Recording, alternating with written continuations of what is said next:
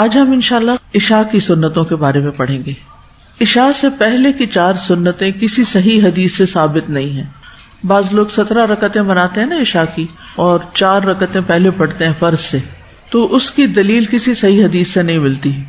ہاں، فرض کے بعد 2 رکعت کی دلیل موجود ہے. صحیح بخاری میں ابن عمر رضی اللہ عنہما سے روایت ہے، انہوں نے فرمایا، میں نے نبی صلی اللہ علیہ وسلم کے ساتھ ظہر سے پہلے 2 رکعتیں، ظہر کے بعد 2 رکعتیں، مغرب کے بعد 2 رکعتیں، عشاء کے بعد 2 رکعتیں اور جمعہ کے بعد 2 رکعتیں پڑھی، جبکہ مغرب اور عشاء کی سنتیں آپ اپنے گھر میں پڑھتے تھے. مغرب اور عشاء کی سنتیں آپ اپنے گھر میں پڑھتے تھے، لیکن ابن عمر کو موقع ملا کہ انہوں نے آپ کے ساتھ بھی پڑھی. تو نبی صلی اللہ علیہ وسلم سے عشاء کے بعد 2 رکعت پڑھنا یوں ثابت ہے، لیکن آپ کبھی 4 رکعت بھی ادا کرتے تھے.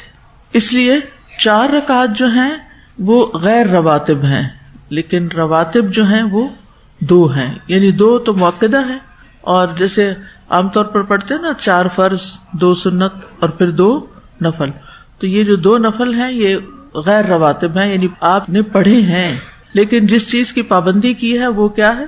2 سنتوں کی. عبداللہ بن عباس کہتے ہیں کہ میں نے اپنی خالہ ام المؤمنین میمونہ بنت حارث رضی اللہ عنہا کے ہاں رات گزاری، یعنی ان کے گھر میں، جو نبی صلی اللہ علیہ وسلم کی اہلیہ تھی.